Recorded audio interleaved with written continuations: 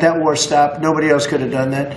We did a lot of jobs. We did a lot of wars were stopped that nobody thought would even be possible. And I'll tell you what, the war with India and Pakistan, that was the next level. That was going to be a nuclear war. They already shot down 7 jets. That was raging. And I said, you guys want to do trade? We're not doing any trade. We're not doing anything with you if you keep fighting. You got 24 hours to settle it. They said, well, there's no more war going. And I used that on numerous occasions. Trade, I used I used whatever you had to use. But we got 7 of them stopped. And the one I thought would be easiest, frankly, was going to be Russia and Ukraine. According to the global investment giant Jefferies, Trump's imposed 50% tariff on India is the US president's personal pique. Here are a few more points highlighted by the Jefferies report.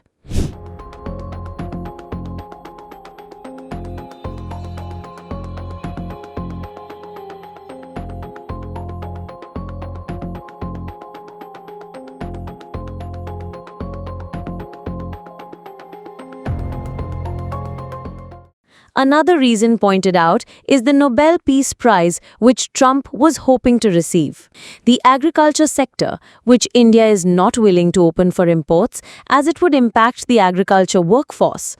हमारे लिए अपने किसानों का हित सर्वोच्च प्राथमिकता है।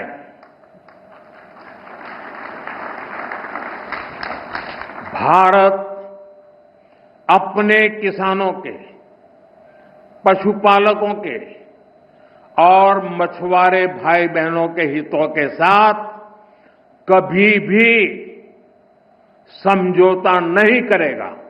India's purchase of Russian oil. Trump has not been able to solve the Ukraine conflict as promised.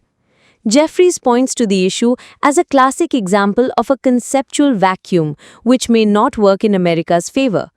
This also indicates how India would move towards South Asian countries for future partnerships, Japan or China.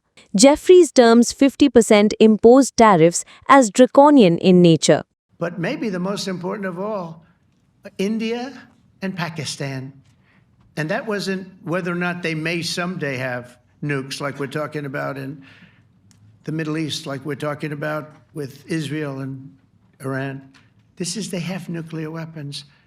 I ended that with a series of phone calls on trade. I said, look, if you're going to go fighting each other, it was getting very bad. You know how bad that last attack was. It was really bad.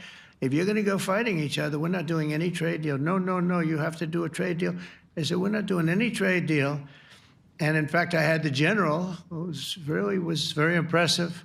The general from Pakistan was in my office last week. You know, Prime Minister Modi is a great friend of mine. He's a great gentleman. He's a great man.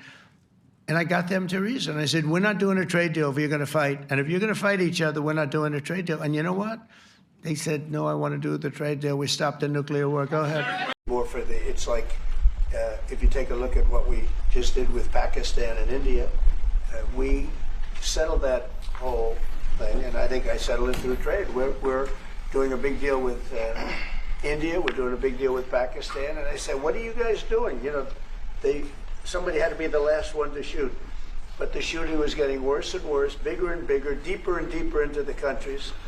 And we spoke to them, and I hate to say we got it settled, and then 2 days later, something happens, and they say it's Trump's fault. But Pakistan has got some excellent people and some really good, a great leader. And India is my friend, Modi. And he's a mutual friend. Yeah, he's a great guy. And I called them both, and we just did something good. We're trying to settle Russia, Ukraine. We spoke with President.